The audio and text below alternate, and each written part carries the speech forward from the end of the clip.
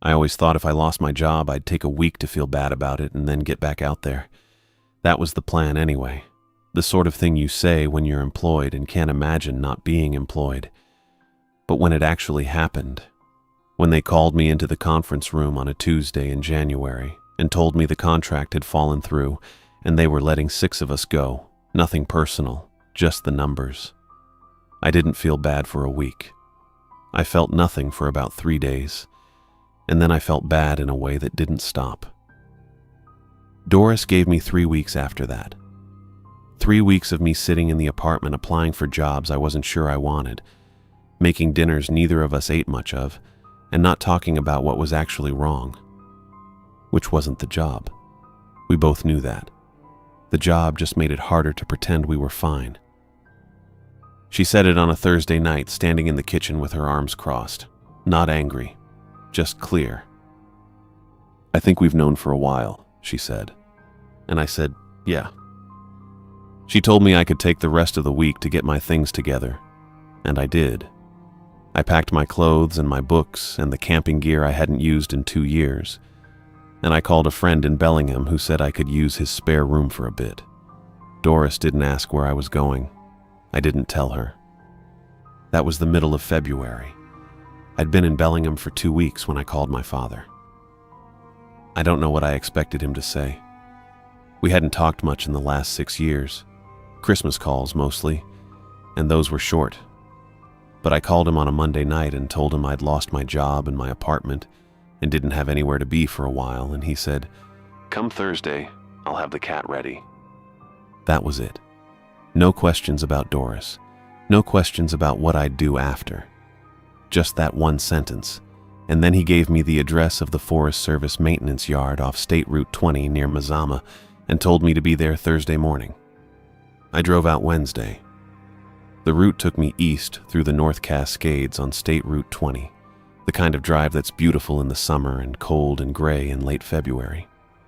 The road wound through valleys and climbed up into the mountains, and the farther I got from Bellingham, the quieter it became. No traffic, just me and the road and the trees. I had a duffel bag in the back seat with clothes and a sleeping bag, a box of groceries on the passenger floor, bread, peanut butter, cans of soup, the kind of stuff my mother would have packed if she were still alive. I didn't put music on. I just drove. My father worked for the Washington State Department of Transportation's Avalanche Forecasting Division. He'd been doing it for 22 years, the last 7 of them alone at a remote monitoring outpost somewhere in the Okanagan-Wenatchee National Forest. The station was at 8,000 feet on the eastern flank of the range, accessible only by snowcat from the maintenance yard. The nearest town was Winthrop, 40 minutes down the valley. I didn't know much more than that. He'd told me once, years ago, that the work was mostly data collection, monitoring snowpack, tracking weather patterns, issuing warnings when conditions got bad. He said it was the kind of job where you had to be comfortable being alone for long stretches. I remembered thinking at the time that it sounded like the right job for him. I hadn't spent more than a day with him in 6 years. The maintenance yard was 15 miles past Mazama, down a turnoff that wasn't marked except for a Forest Service sign that said, "Authorized vehicles only." I pulled in as the last light was going flat. The lot was empty. Just packed snow and a maintenance shed with the door locked and a single light on inside. No other vehicles. The tree line rose dark and close on all sides. I parked near the shed and turned off the engine. The silence after the engine cut was immediate and total. I sat there for a minute, looking at the dark trees and the snow-covered lot, and I thought about the apartment in Fremont, about Doris standing in the kitchen with her arms crossed, saying, "I think we've known for a while," about the job applications I'd filled out in Bellingham and hadn't followed up on. I didn't think about my father yet. I wasn't ready to think about him. I opened the grocery box and pulled out a sleeve of crackers and a block of cheese. I ate a few crackers and a piece of cheese, not because I was hungry, but because it seemed like the thing to do. Then I reclined the driver's seat and pulled my coat over myself like a blanket. The cold settled in fast. I could feel it creeping through the car, through the coat, into my chest. I closed my eyes and tried not to think about tomorrow, about the snowcat ride, about seeing my father for the first time in years, about spending a week at 8,000 feet with a man I didn't know how to talk to anymore. I didn't sleep well, but eventually I slept. I woke stiff and cold with gray light coming up over the maintenance yard. My breath fogged the windshield. I sat up slowly, feeling the ache in my lower back from the angle I'd been sleeping at, and rubbed my hands together until the circulation came back. Outside, the snow on the ground was blue in the early light, and the mountains to the west were still dark. I got out and stretched, leaning against the car door. My legs were sore. The air was sharp and still. I ate the last of the crackers I'd brought and drank some water from the bottle I'd left on the passenger seat. It was cold enough that the bottle had a film of ice on the inside. Around 7, I heard the snowcat before I saw it. A low diesel groan from the upper road, then the sound of treads on packed snow. A minute later, the battered Prinoth came around the bend, cracked rear panel repaired with a sheet of aluminum and 4 bolts, treads throwing chunks of snow to either side. It rolled down the access road and stopped on the flat near the maintenance shed. Dad climbed down from the cab. He was 61, lean, with a white beard I'd never seen on him before. It was fully grown out, thick and trimmed close. He was wearing a heavy insulated coat, and his boots were already caked with snow halfway up the shin. He walked over to me and extended his hand. A firm 2-pump handshake, the kind a man gives a colleague he respects. I shook it. It felt strange immediately. My father was not an unfriendly person, but he was not a handshaking person. I couldn't remember the last time he'd shaken my hand.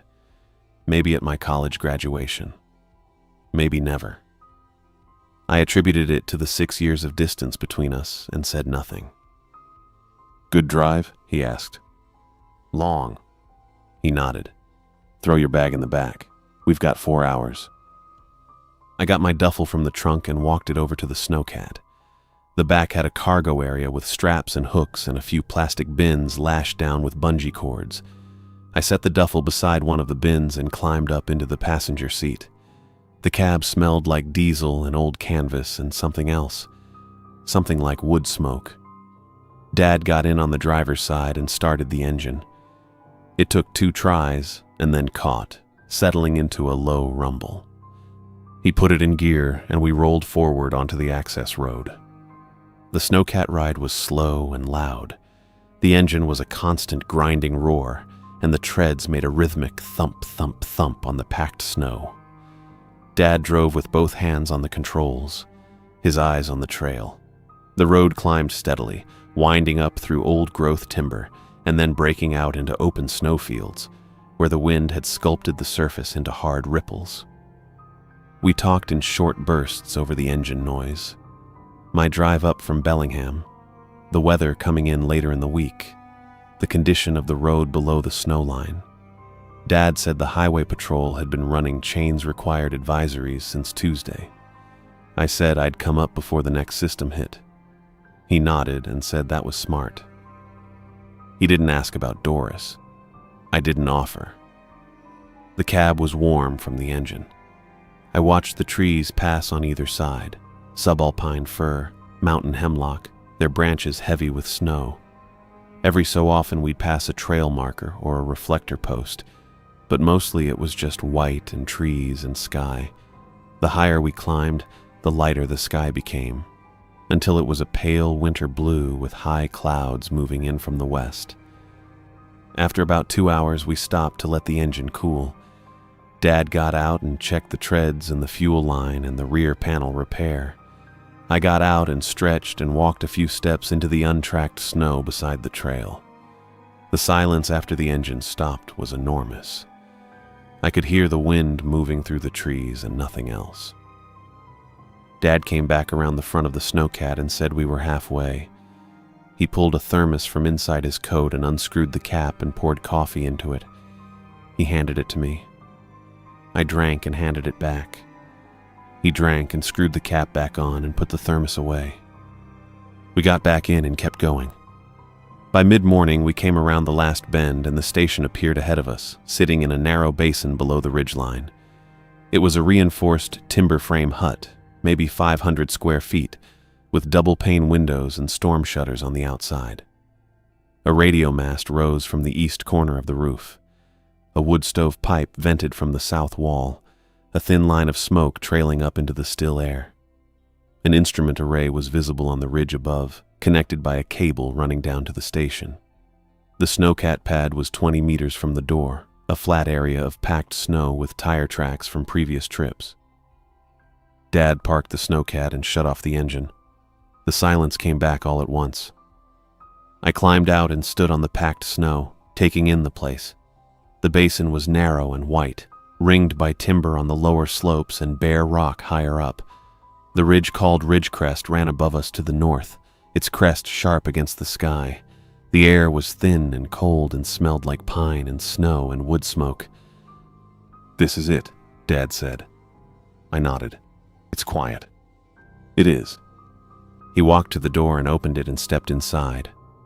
I followed, pulling my duffel from the cargo area on the way. Inside was a main room with a table, 2 chairs, a propane range, and a radio unit on a shelf near the door. The wood stove was in the corner, door open, coals glowing red inside. A heavy curtain partitioned off the sleeping area. A laptop sat on the table, its screen showing a grid of numbers.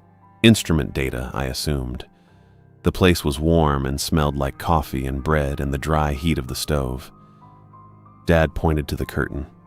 "I cleared the second bunk for you. You can put your bag in there." I walked over and pushed the curtain aside. 2 narrow bunks, one on each side, with wool blankets folded at the foot, a small shelf above each bunk. I set my duffel on the cleared one and came back out. Dad was standing at the table, his hand on a black hardback notebook that was sitting face down near the laptop. He saw me looking at it and picked it up and slid it to the far edge of the table, under the radio unit shelf, without comment. I assumed it was a work document. Instrument readings, maybe. Snowpack data. The kind of technical notes a man keeps when he's responsible for forecasting conditions that affect road closures and backcountry warnings. I didn't press. Dad walked over to me and extended his hand again, the same 2-pump grip, left hand, deliberate. I shook it. I thought, my father is left-handed. He has always been left-handed. This is not strange. But it was strange. The handshake at the yard, and now this one, twice in 4 hours. I filed it away. Dad let go and turned to the propane range. "I'll make us something to eat," he said. "You must be hungry." I said I was. He opened a cabinet and pulled out a can of soup and a loaf of bread wrapped in a towel. I sat down at the table and looked out the window at the white basin and the ridgeline above. The notebook sat under the shelf, face down just at the edge of my vision. I looked away from it and said nothing. Thursday evening, Dad cooked dinner on the wood stove. Canned lentil soup with bread he'd baked in a Dutch oven. The bread was dense and good, a little burnt on the bottom in the way bread gets when you bake it over coals. We ate at the table without saying much at first. The soup was hot and I was hungrier than I'd realized. After a while, he asked how the job search was going, and I told him I'd applied to a few firms in Seattle and one in Tacoma. Nothing back yet. He nodded and said the market was tough right now, a lot of people getting squeezed. I agreed. We didn't go deeper than that. He didn't ask about Doris, and I didn't offer anything.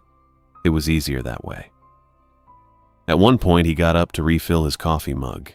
He reached for it with his left hand, picked it up, carried it to the pot on the stove, poured, carried it back, and set it down to his left.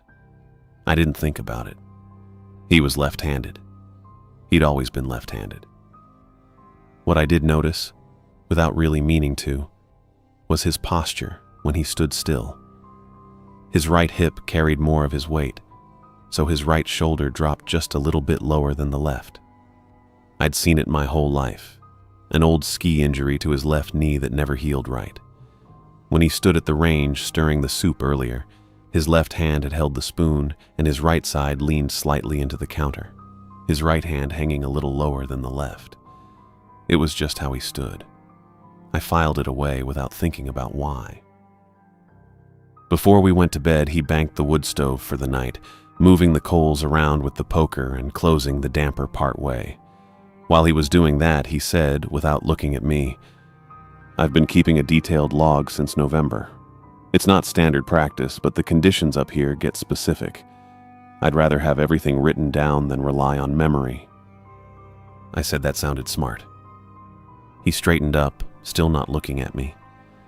If something ever happened to me up here, someone would need to be able to read it and understand what I was tracking. I didn't say anything to that. I figured he was talking about succession planning, the kind of practical thinking a person develops when they live alone at 8,000 feet and are responsible for forecasting conditions that close highways and trigger backcountry warnings. It made sense. I went to my bunk and he went behind the curtain to his. The wood stove ticked as the metal cooled. I lay there in the dark for a while before I fell asleep. Friday morning was clear and cold. Dad woke me before sunrise and we had coffee and oatmeal, and then he said he wanted to take me up to the instrument array on the ridge. I put on my boots and coat and followed him out. The walk up took about 20 minutes. The path was packed from repeated trips, but the snow on either side was deep and undisturbed. The instruments were mounted on metal frames bolted into the rock, snow pillows to measure weight, ultrasonic depth sensors pointed down at the snowpack, temperature and wind gauges on a mast. Dad walked me through each one, explaining what it measured and how the data fed down the cable to the laptop in the station. He was a good teacher, patient and specific. He didn't rush through anything. Before we headed back down, he walked over to the snowcat, which was parked on a cleared pad near the ridge marker. He opened the passenger door and said, "Let me show you something." I walked over and watched as he climbed in from the passenger side, stepping up onto the foothold and grabbing the frame with his right hand while his left hand went to the brake lever. "Left hand on the lever, right hand on the frame," he said, settling into the seat. "Always. If you get it backward in a hurry, you'll release the brake before you're seated." He climbed back out and did it again, the same way. Left hand on the lever, right hand on the frame. I watched both times. "Got it?" he asked. I said yes. We walked back down to the station. I assumed it was standard safety instruction, the kind of thing you teach someone who might need to use the snowcat in an emergency. Friday afternoon, he went outside to check the cable connection to the instruments. He said one of the sensors had been giving intermittent readings, and he wanted to make sure it wasn't a loose connection at the junction box. I stayed inside and sat at the table with my paperback, a thriller I'd picked up at a used bookstore in Bellingham and hadn't been able to get into. I noticed the log notebook wasn't under the shelf anymore. It was on the table, face down, about 2 feet away from me. I looked at it for a second and then went back to my book. I didn't open it. It wasn't mine to open. Saturday was overcast. The light coming through the windows was flat and gray, and Dad said a low-pressure system was moving in from the west. He spent the morning on the radio with the forecast office in Wenatchee, relaying instrument readings. I could hear him giving numbers: snowpack depth, wind speed, temperature at ridge level, in the calm, even tone he used for work. When he was done, I went outside and split wood from the covered stack near the east wall of the station. The cold made the wood split clean, and I got through half the stack before my hands started to ache. I stacked it near the door, where it would be easy to bring inside. In the afternoon, we played cards. Gin rummy, but with a variant rule Dad had been playing since I was a kid. If you knocked and got caught with deadwood, your opponent could lay off cards onto your melds before scoring. I'd never seen anyone else play it that way. It was just something he did. He won 3 games out of 4. When he laid his cards down for the final hand, he reached across the table to gather them with his left hand, his right arm resting along the edge of the table with his right hand hanging lower than the left, the way it always did. I shuffled for the next round, but he said he was done and got up to make more coffee. That night, before I went to my bunk, he shook my hand again.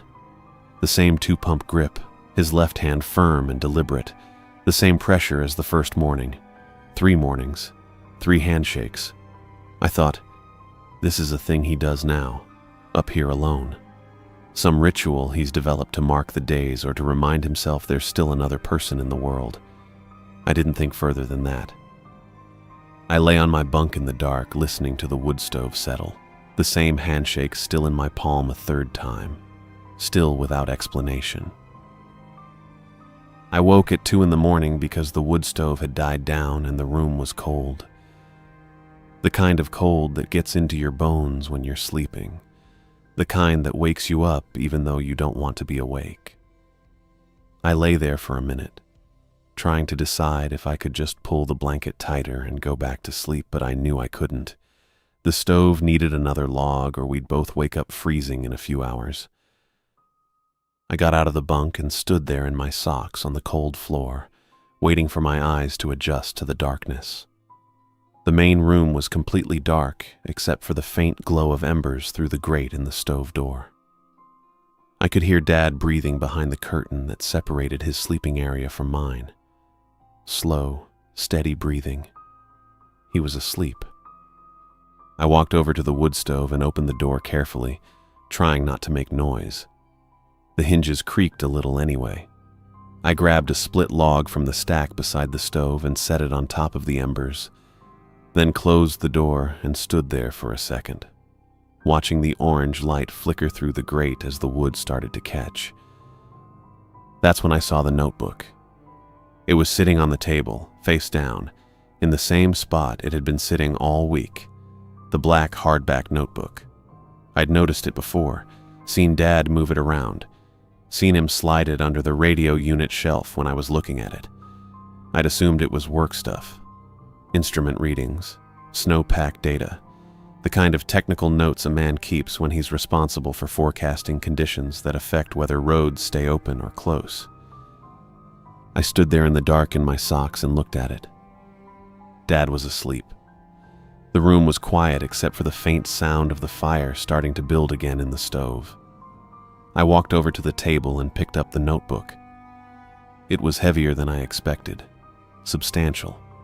The kind of notebook you buy when you're planning to write a lot and keep it for a long time. I opened it to the first page. What I expected was columns of numbers, instrument readings, timestamps, weather notations, the kind of thing you'd see in any field logbook. What I found was that, at first, the first few lines of each entry started with data, snowpack depth in centimeters, wind speed, temperature at ridge level. But then, partway through each day's record, the entries shifted into something else. Notes that had nothing to do with avalanche forecasting. Not written in code, but written in the compressed, functional language of a man who's used to writing things down for himself and doesn't waste words. Short sentences, direct observations, no extra explanation. I flipped backward through the notebook, starting from the most recent entry. It was dated the previous Monday, 2 days before I arrived. The entry started with snowpack data and wind readings, just like the others. Then, confirmed again this morning, tracks in snow leading from station to instrument array do not match my gait pattern. Stride length consistent, but foot placement altered. Checked my own boots. Tread pattern identical, but wear on left heel more pronounced than on right. Tracks show opposite. I read that twice. Then I kept reading, going backward through the entries. An entry from the week before. Found wood stove banked when I returned from ridge check. I did not bank it before leaving. Logs arranged in pattern I do not use. Larger split on right side of firebox instead of left. An entry from mid-February. Instrument reading logged in my handwriting at 1400 hours. I was not at the station at 1400 hours.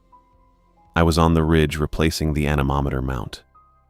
I turned back farther. January, December, November. The early entries were more tentative, Dad noting things that didn't add up. observations he couldn't explain.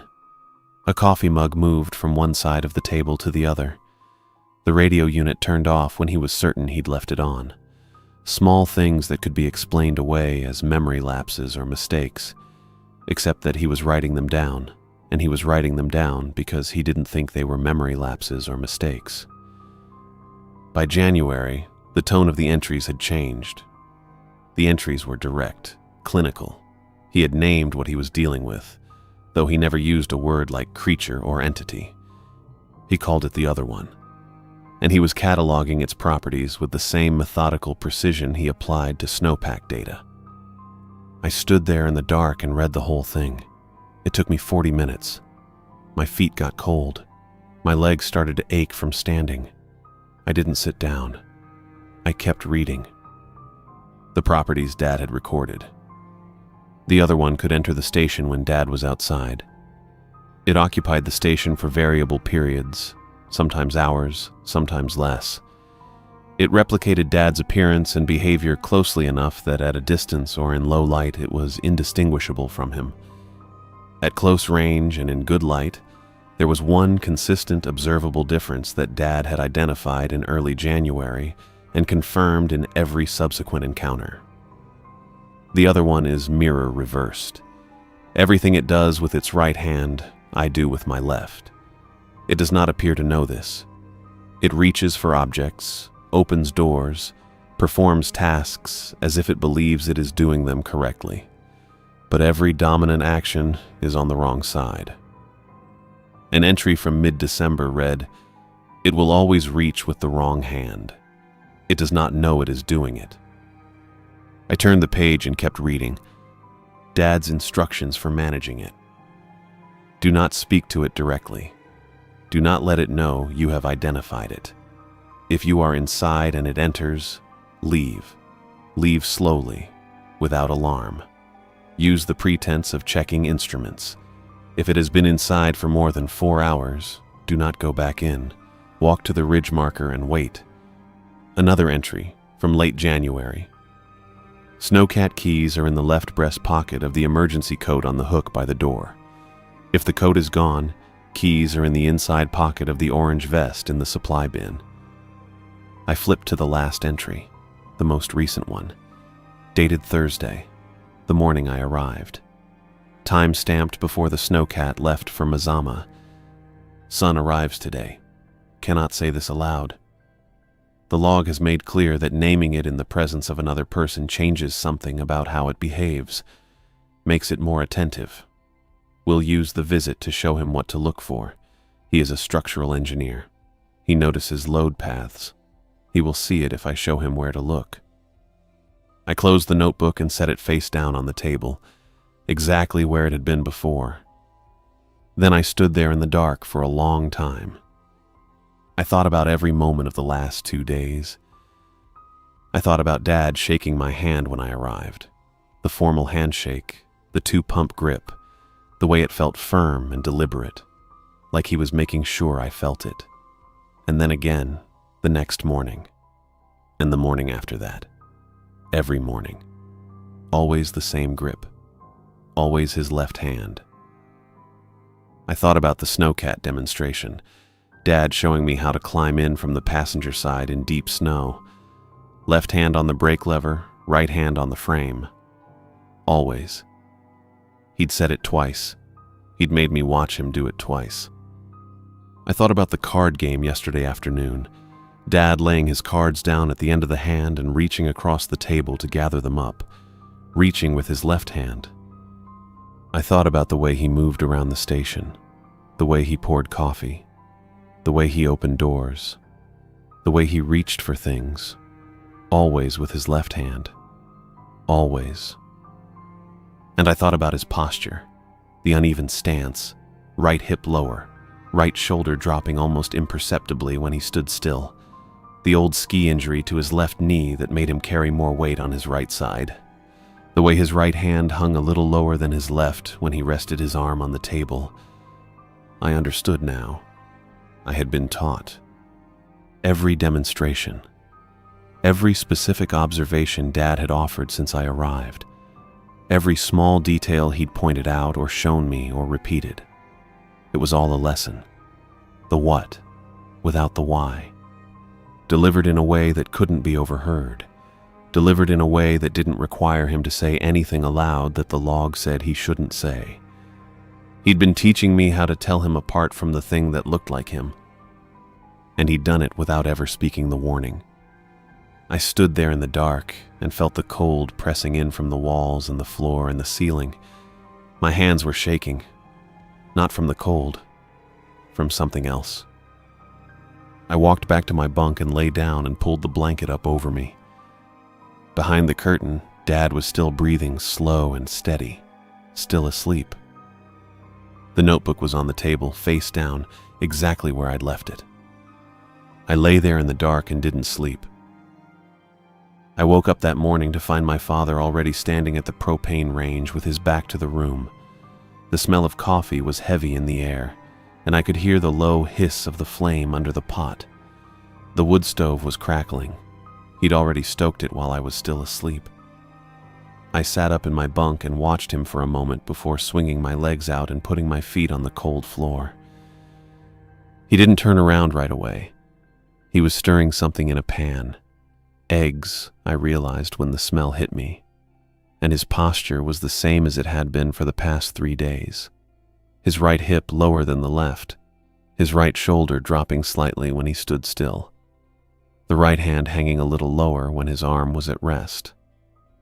I pulled on my fleece and walked over to the table. Dad turned his head just slightly and said good morning without looking at me directly. I said good morning back and sat down. He finished with the eggs and used his left hand to pick up the pan, carrying it over to the table where he scraped half onto a plate in front of me and half onto his own. Then he went back to the range and poured a second mug of coffee, picking up the pot with his left hand, and brought it over, setting it down to the left of my plate. I picked up the mug and wrapped both hands around it, feeling the warmth seep into my fingers. Dad sat down across from me with his own plate and mug. His right hip settled lower in the chair. His right hand rested on the table edge, slightly lower than the left. I exhaled. We ate breakfast without talking much at first. The eggs were good. He'd added some dried onion and a little pepper.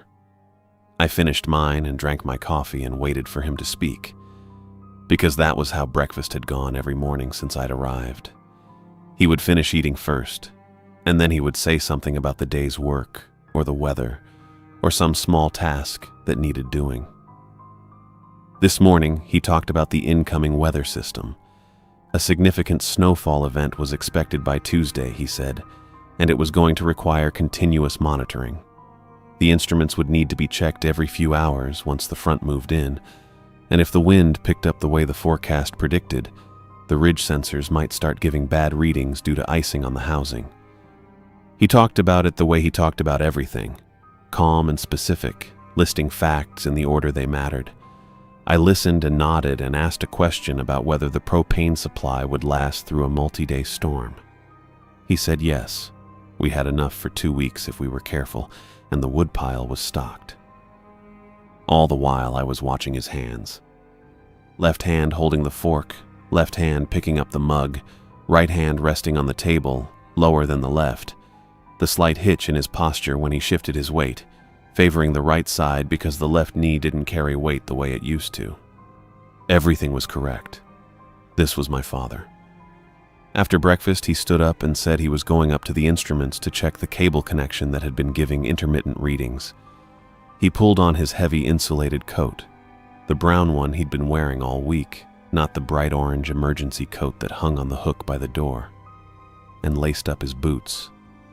He said he'd be back in 20 minutes or so, and then he went out, closing the door behind him with a soft thud. I stood up and carried the plates over to the wash basin. The water in the kettle on the stove was still hot from breakfast, and I poured some into the basin and added a little soap. I scrubbed the plates and the forks and set them in the drying rack, and then I picked up my mug to wash it. I noticed I'd set it down on the right side of my plate. I stared at it for a moment, the mug sitting there in the rack with a few drops of water still clinging to the rim. I set things down on my right because I was right-handed. I'd done it without thinking. It was automatic. I tried to remember which side of his plate Dad had set his mug down on that morning. I couldn't. I'd been watching his hands, the way he picked things up, the way he moved. But I hadn't been watching the placement of objects. I didn't know if he'd set his mug down on the left or the right. I'd been looking at the hand that held it, not the spot where it ended up. I dried my hands on the towel hanging from the hook near the stove and walked over to the window. The morning light was flat and gray, the kind of light that made everything look washed out and two-dimensional. I could see the path heading up toward the ridge, a packed trail through the snow that curved around a stand of subalpine fir and then climbed steeply toward the instrument array. Dad was visible on the path, maybe 100 meters out, moving steadily upward. I watched him. The uneven gait was there, the slight hitch on the left side, the way his right hip carried more of his weight with each step. He moved the way he always moved. I watched until he disappeared above the tree line, and then I turned away from the window and sat back down at the table. I picked up my paperback, the same one I'd been reading for 3 days, and opened it to the page I'd marked with a torn piece of newspaper. I read the first paragraph. Then I read it again. Then I read it a third time and realized I hadn't retained a single word. I stared at the page and listened to the sound of the wood stove crackling and the faint hum of the propane flame under the kettle and the silence beyond the walls. 20 minutes later, the door opened. Dad came back in, stamping snow from his boots on the mat just inside the threshold. He said the connection looked fine, probably a temperature issue causing intermittent resistance in the cable housing. Nothing to worry about, but he'd keep an eye on it. He walked over to the stove and poured himself more coffee. He picked up the mug with his right hand. I watched him carry the mug to the table. I watched him sit down in the chair across from me. He set the mug down to the right of where his plate had been. I looked at the mug. I looked at his right hand on the mug handle. I looked at his posture in the chair. The right hip was not lower. Both sides were even. The right hand was not hanging lower when he rested his arm on the table. It was the same height as the left. I looked at his face. He looked back at me. He had the same eyes, the same beard, the same weathered skin, and the same deep-set lines around his mouth. "Did you get the reading you needed?" I asked. The thing sitting across the table from me said yes in my father's voice, and picked up the mug again with its right hand and drank. I looked at the mug. I looked at the table. I thought about the emergency coat on the hook by the door, and whether it was still there, and where the snowcat keys were. I did not look at the hook. I did not look at the door. I looked at my paperback, and I stared at the page, and the thing across the table drank from its mug with its right hand, and I did not look at the door. I said I was going to get some air and put on my coat and boots at a normal pace. I didn't look at the emergency coat on the hook by the door when I passed it. But as I moved past, I registered with my peripheral vision that it was there, hanging where it had always been. I went outside. The cold hit my face immediately. I walked away from the station on the packed trail heading toward the tree line, my boots crunching on the compressed snow. When the station was behind me and the trail bent around a stand of subalpine fir, I stopped. I tried to think. The entity had been inside since before breakfast. I didn't know when Dad had gone out.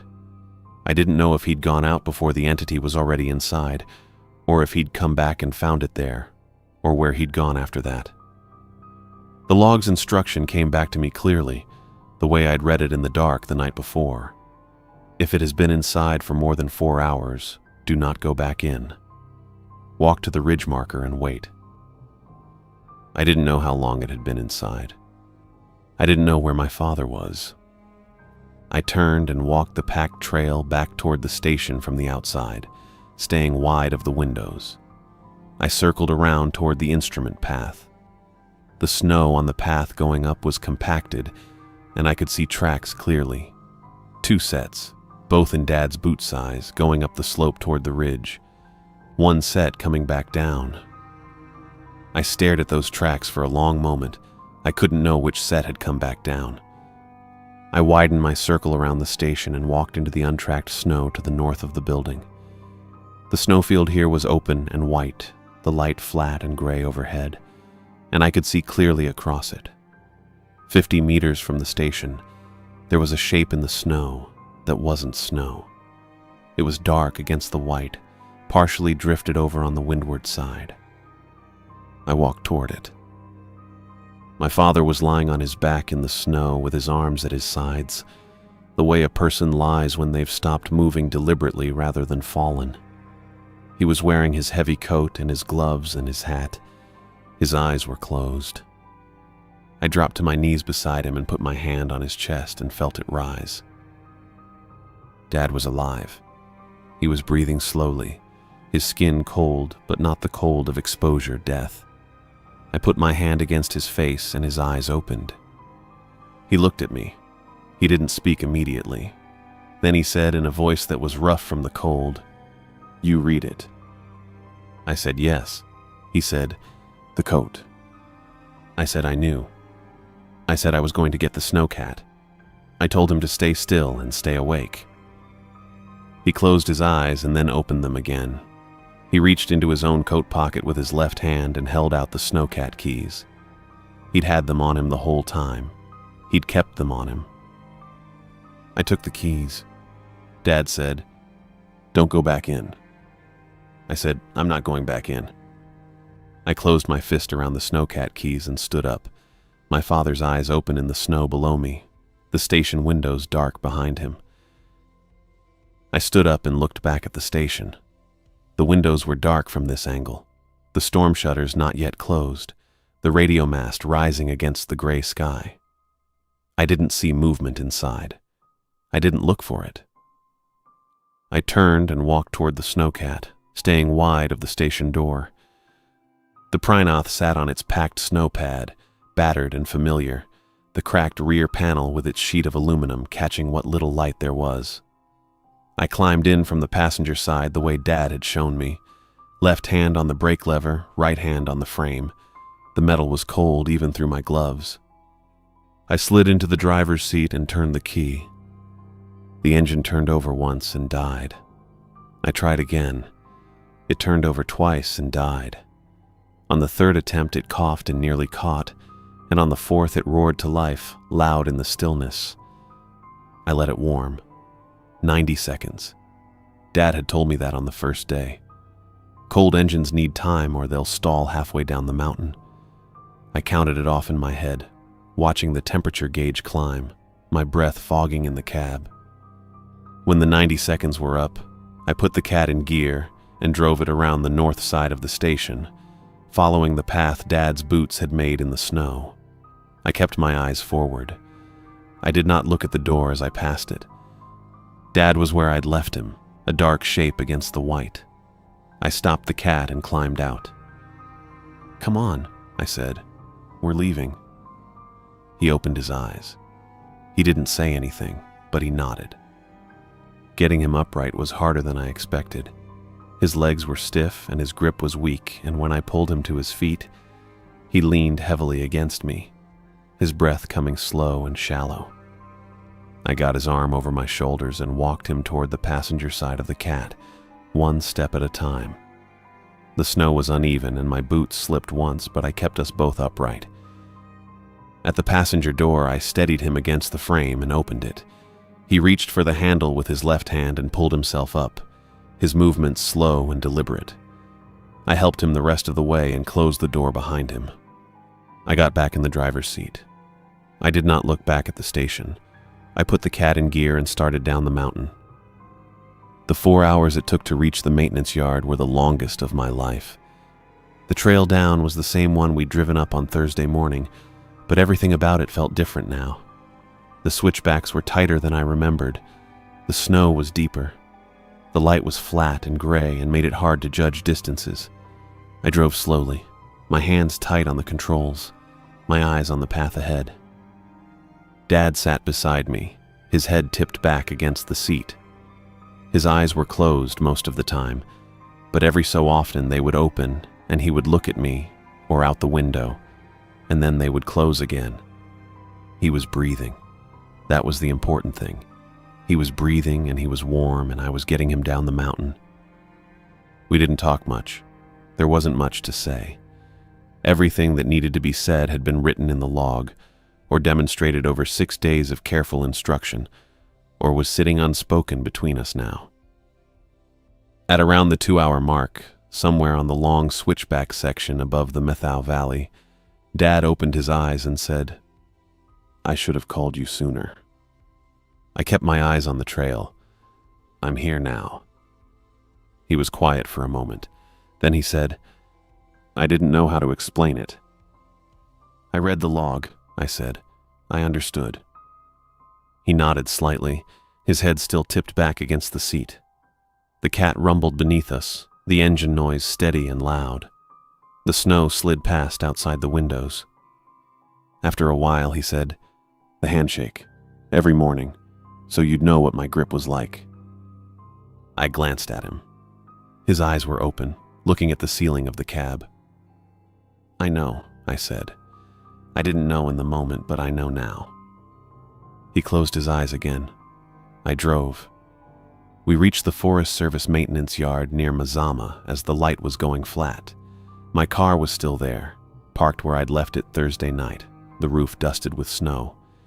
I pulled the cat up alongside it and shut off the engine. The silence after the engine stopped was total. I sat for a moment, my hands still on the controls, and then I got out and went around to help Dad down. Getting him into my car was easier than getting him into the cat had been. He could stand on his own now, though he moved slowly, and he held onto the door frame while he lowered himself into the passenger seat. I closed the door and got in the driver's side. I started the car and pulled out onto State Route 20, heading south toward Winthrop. The road was clear and the driving was easy after 4 hours in the cat. I kept the heat on high. Dad sat with his head against the window, his eyes closed. His breathing was steady. At the highway junction at Twisp, I pulled off into the parking lot of a closed gas station and stopped the car. I took out my phone and dialed 911. The dispatcher answered on the second ring. "I need to report a medical situation," I said. "My father's been exposed to extreme cold at a backcountry posting. He needs to be evaluated." She asked for the location.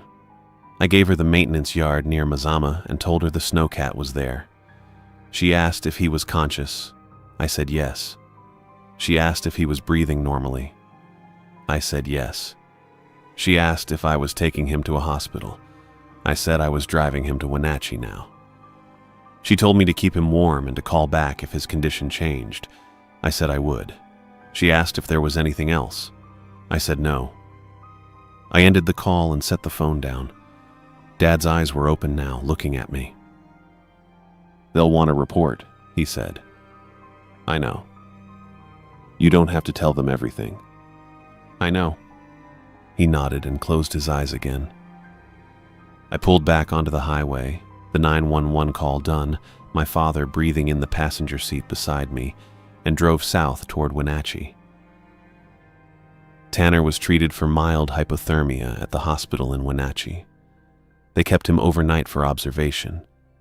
The doctors said he didn't have permanent damage, which felt like good news even though I was too numb to really feel relief when they told me. I sat in the waiting room for 6 hours before they moved him to a room. The chairs were plastic and molded to fit nobody in particular, and the fluorescent lights hummed at a frequency that made my temples ache. I drank coffee from the vending machine because it was something to do with my hands, not because I wanted it. It tasted like burnt plastic, and I drank 3 cups anyway. I didn't call anyone. There wasn't anyone to call who would understand what had happened, and I wasn't ready to explain it even if there was. Mostly I sat and thought about the station, about the 2 sets of tracks going up the instrument path in Tanner's boot size, both heading upward, only one coming back down. About the thing that had sat across the table from me that morning and said yes in my father's voice when I asked if he got the reading he needed. about how it had picked up the coffee mug with its right hand and set it down on the right side of the plate, and how I had watched it happen and known in that moment that something was wrong. I thought about how long I had sat there reading my paperback, pretending everything was normal, while that thing drank coffee at my father's table. When they finally moved Tanner to a room, I followed the nurse down the hallway and took the chair beside his bed. He was awake and warm and had color in his face again. His eyes were clear. He looked at me for a long moment and then he said, "You left without going back in." I said yes. He nodded slowly, like that was the answer he'd been hoping for. "Good," he said. We were quiet for a while after that. The room had a window that looked out over the parking lot and the mountains beyond, and I watched the light change as the sun dropped lower. There were things I could have asked.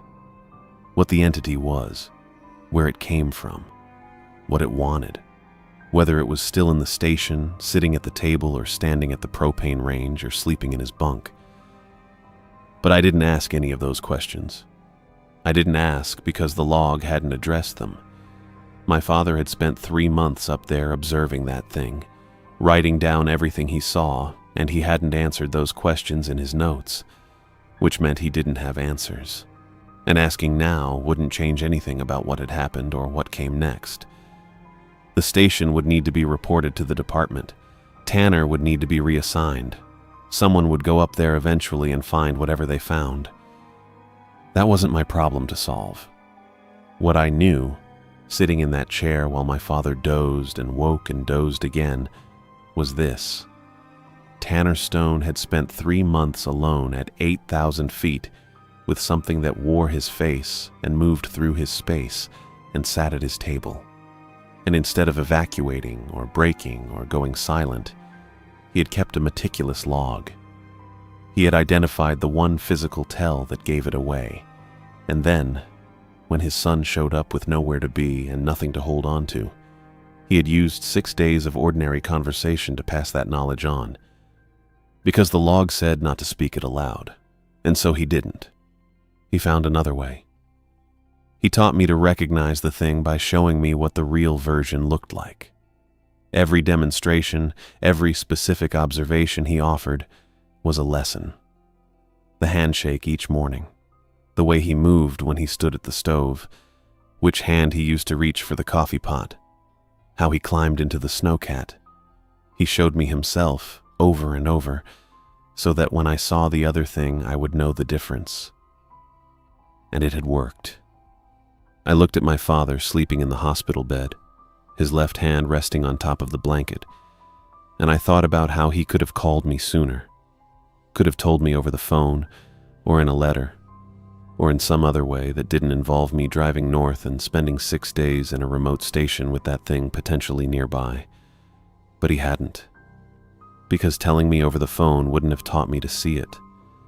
And if I ever needed to see it again, I needed to know how. That was the kind of thing my father would think about. How to prepare someone for a situation they might never face without alarming them enough to keep them from coming in the first place. I stayed in the room with him for 2 days. The nurses brought meals and checked his vitals and asked if I needed anything, and I said no every time. On the second day, Tanner was discharged, and I drove him to a colleague's house on the east side of Wenatchee. The colleague was a man named Ed, who worked in the same division and had a spare room and didn't ask questions. Tanner thanked me and shook my hand, his left hand gripping mine, firm and deliberate, and then he went inside.